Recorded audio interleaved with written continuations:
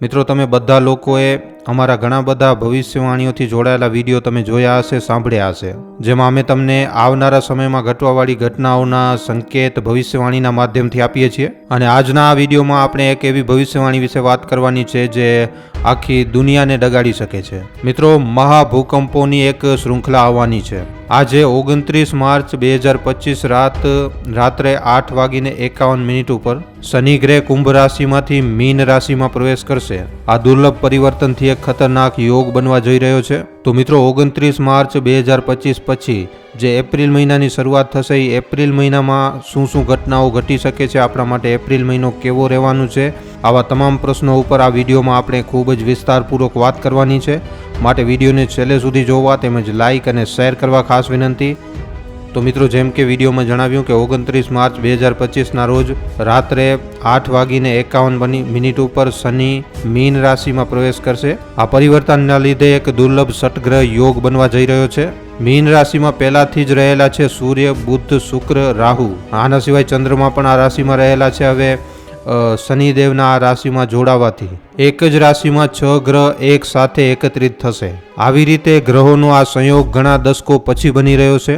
એક જ રાશિમાં 5 થી 6 ગ્રહોનો એક સાથે આવવું ખૂબ જ વધારે અશુભ માનવામાં આવે છે. તો આ ષટગ્રહી યોગના પ્રભાવથી પ્રાકૃતિક અને માનવીય પ્રકોપના ખૂબ જ મોટી સંભાવનાઓ એપ્રિલ મહિના દરમિયાન બની રહી છે. આપણને પણ મિત્રો એ સાફ જોવા મળી રહ્યું છે કે ઘણા બધા ભૂકંપ અને માનવીય આપદાઓ આવી રહી છે. અને એવામાં મિત્રો 29 માર્ચ પછી આવનારા જે 50 દિવસો છે એ ખૂબ જ મુશ્કેલીઓનો સમય છે. આ ખાલી ભારત માટે નહીં પણ આખા વિશ્વ માટે એક ખૂબ જ મોટી ચેતવણી છે. દુનિયા એક મોટા બદલાવના દોરમાંથી નીકળી રહી છે. પ્રકૃતિ પણ સંદેશ આપી રહી છે કે કંઈક મોટું થવાનું છે. આપણે અતીતમાં પણ જોયું છે કે જ્યારે આવા સંકેતોને નજરઅંદાજ કરવામાં આવે છે તો આના જે પરિણામ હોય છે એ મિત્રો ખૂબ જ વધારે ભયંકર થઈ શકે છે. આજે આવનારો સમય છે 29 માર્ચ પછી, મતલબ કે એપ્રિલના મહિનામાં. ભવિષ્યવાણીઓના અનુસાર મિત્રો આ સમય દરમિયાન પૃથ્વી ઉપર મહાભૂકંપોની એક લહેર જોવા મળી શકે છે. અને આ જે ભૂકંપ આવવાના છે એ મિત્રો કોઈ એકદમ સાધારણ ઝટકા નહીં હોય, પણ આ ભૂકંપોની ગણતરી ઇતિહાસના સૌથી વધારે મોટા વિનાશકારી ભૂકંપોની સાથે કરવામાં આવશે. આનો પ્રભાવ ના તો ખાલી જાનમાલને હાનિ પહોંચાડશે, પણ જલવાયુ પરિવર્તન અને સમુદ્રી હલચલ, મતલબ કે મિત્રો આવી પ્રકારના ભૂકંપો સુનામીને પણ ટ્રિગર કરી શકે છે. કયા કયા દેશો ઉપર આ ખતરો મંડરાઈ રહ્યો છે મિત્રો, જે અમને લાગ્યું એ વિષયમાં અમે તમને જાણકારી આપી રહ્યા છીએ. તો મિત્રો, એશિયામાં ખતરાના સંકેત જોવા મળી રહ્યા છે અને એમાં પણ ખાસ કરીને વિશેષ રૂપથી ભારતમાં, દક્ષિણ ભારત અને પૂર્વીય ભારતમાં. ભારતના આ જે હિસ્સાઓ છે એમાં મિત્રો હલચલ ખૂબ જ વધારે તેજ થઈ શકે છે, જબરદસ્ત હલચલ થઈ શકે છે. દિલ્હી NCRમાં હલકી મધ્યમ તીવ્રતાનો ભૂકંપ આવવાની સંભાવના છે. આના સિવાય શ્રીલંકાના તટીય ઇલાકાઓમાં જોરદાર ભૂકંપ આવવાના સંકેતો છે. આના સિવાય ચીન સંઘાઈમાં એક ખૂબ જ મોટો ભયંકર ઝટકો મહેસૂસ કરવામાં આવી શકે છે. ઈરાન અને તહેરાનમાં પણ સંવેદનશીલ ઝોનમાં આવી પ્રકારના ભૂકંપના ઝટકા મહેસૂસ થઈ શકે છે. ઉત્તરી અને દક્ષિણ કોરિયામાં પણ સંભવિત ભૂકંપના ક્ષેત્રો છે. અમેરિકા અને દક્ષિણ અમેરિકામાં લોસ એન્જલિસ અને અન્ય રાજ્યોમાં ખૂબ જ મોટા ભૂકંપ આવવાની સંભાવના બની રહી છે. યુરોપ અને અન્ય મહાદ્વીપોમાં આઇસલેન્ડ, કેનેડા, ન્યૂઝીલેન્ડ આ દેશોમાં પણ મિત્રો મોટી હલચલ થવાની આશંકા છે. ઓસ્ટ્રેલિયા અને આફ્રિકાના અમુક દેશો પણ ભૂકંપથી પ્રભાવિત થઈ શકે છે. આવા સંકેતો જોવા મળી રહ્યા છે. સૌથી ચોંકાવનારી વાત તો એ છે મિત્રો કે આ સમય દરમિયાન સૌથી વધારે પૂરતા ભૂકંપોના સેન્ટર જમીનના અંદરના હિસ્સાઓની જગ્યાએ સમુદ્ર અને નદીઓના નીચે હશે મિત્રો. મતલબ કે આવી પ્રકારના ઝટકાના લીધે આવનારા સમય દરમિયાન સુનામી પણ ટ્રિગર થઈ શકે છે. મતલબ કે પહેલા તો ભૂકંપ અને પછી ભૂકંપના લીધે આવનારી સુનામી પણ ખૂબ જ મોટા પાયે ટ્રિગર થઈ શકે છે. અને આના લીધે પૃથ્વી ઉપર આપદાઓનો સિલસિલો આનાથી પણ વધારે વધી શકે છે. મિત્રો, આ વિડીયો તમને ડરાવવા માટે બિલકુલ પણ નથી, પણ આ વિડીયો તમને સચેત કરવા માટે છે. આપણે પરમાત્માની કૃપાના આશ્રિત છીએ. અમે પ્રાર્થના કરીએ છીએ કે પરમપિતા પરમાત્મા બધાને સુરક્ષિત રાખે. પણ મિત્રો, આવા સમય દરમિયાન સાવધાની આપણી બાજુથી પણ ખૂબ જ વધારે જરૂરી છે. કોશિશ કરજો કે તમે આ સમય દરમિયાન જેટલો પણ પોતાને વધારે સુરક્ષિત રાખી શકો છો એટલો રાખજો. સરકાર દ્વારા જારી કરવામાં આવતા ભૂકંપથી બચવાના ઉપાયોનું પાલન કરવું, જ્યાં સુધી બની શકે એમરજન્સી કિટ વગેરેનું વ્યવસ્થા પહેલેથી જ કરી રાખવી, અને સમય આવવા ઉપર તમારી પોતાની અને બીજાઓની સહાયતા માટે તમે જે પણ પ્રકારના કોઈ વ્યવસ્થા કરી શકો છો એ કરવી જોઈએ. મિત્રો, હું જાણું છું કે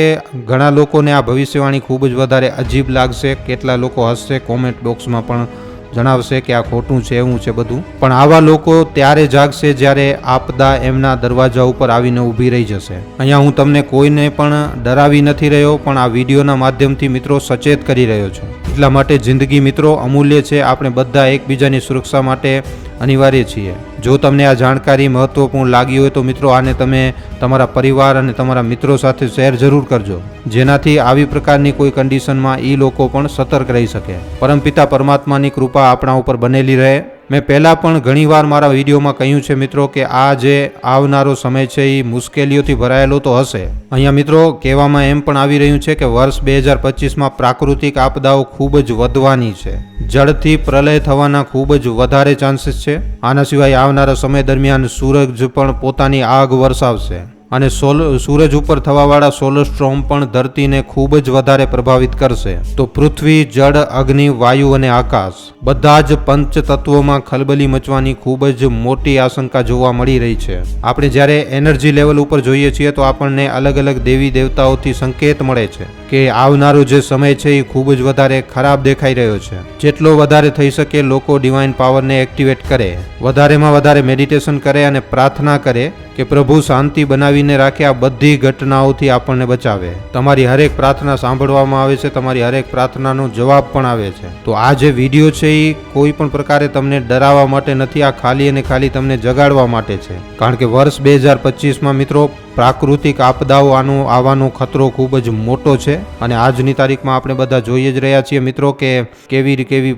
પ્રાકૃતિક આપદાઓ આપણી સામે અચાનકથી આવીને ઊભી રહી જાય છે. પછી વાવાઝોડા હોય, તુફાન હોય કે પછી ભયંકર વરસાદના લીધે આવતા પૂર હોય. અને ભૂકંપના ઝટકાની પણ આપણે જો વાત કરીએ તો ભૂકંપના ઝટકા મિત્રો લગાતાર કોઈને કોઈ દેશમાં આવતા જ રહે છે. આ કોઈ સાધારણ વસ્તુ નથી મિત્રો. પ્રકૃતિ પોતાનો રંગરૂપ હવે દેખાડી રહી છે, અને આનું કારણ પણ આપણે માણસો જ છીએ એક રીતે તો. કારણ કે આપણે પ્રકૃતિમાં એટલો મોટો ઝેર ભેળવી નાખ્યો છે કે હવે પ્રકૃતિ આપણા પાપોનો હિસાબ લઈ રહી છે. 29 માર્ચ પછી ખતરો ખૂબ જ મોટો આવી શકે છે મિત્રો. અને એક વાત એમ પણ વાયરલ થઈ રહી છે એમ કે ચીનમાં ફરી એકવાર એક નવા વાયરસનો જન્મ પણ થઈ ચૂક્યો છે. આ મિત્રો આ સાચી વાત છે. ચીનમાં ફરી એકવાર લાશોના ઢગલા લાગી ચૂક્યા છે. હોસ્પિટલોમાં જગ્યા નથી, શમશાન ઘાટમાં લાશોને સળગાવવા માટે જગ્યા નથી. ચીનમાં પરિસ્થિતિ ફરી એકવાર બગડી રહી છે. આપણે બધા જાણીએ છીએ 2019માં કોરોના વાયરસ ચીનથી જ ફેલ્યો હતો, અને પછી કોરોના વાયરસે કેવી રીતે આખી દુનિયાને પોતાની ચપેટમાં લઈ લીધો આ વાત આપણે બધા લોકો જાણીએ છીએ. આપણે બધા લોકો આપણા ઘરમાં કેદ રહી ગયા હતા, બહાર નીકળવાના વાંધા પડી ગયા હતા. તો આવી કોઈ પરિસ્થિતિ આવીને ફરી એકવાર આપણી સામે ઊભી રહી જાય એનાથી પહેલાં આપણે સતર્ક રહીએ તો ખૂબ જ વધારે સારું છે. અને મિત્રો આના સિવાય જેટલો બની શકે પ્રદૂષણ ઓછો કરવો. તો મિત્રો આજનો આ વિડીયો તમને કેવો લાગ્યો છે, આના ઉપર તમારા શું અભિપ્રાય છે અમને નીચે કોમેન્ટ સેક્શનમાં લખીને જણાવવા ખાસ વિનંતી. મિત્રો તમારા માટે એક સારા વિષય ઉપર વિડીયો બનાવવામાં અમને ઘણો જ સમય લાગી જાય છે, માટે આ વિડીયોના બદલે અમે તમારા પાસેથી એક લાઇક અને એક શેરની આશા જરૂર રાખીએ છીએ. કારણ કે તમારી એક લાઇક અને એક શેર અમને આવા જ જાણકારીસભર વિડીયો બનાવવાની પ્રેરણા આપે છે.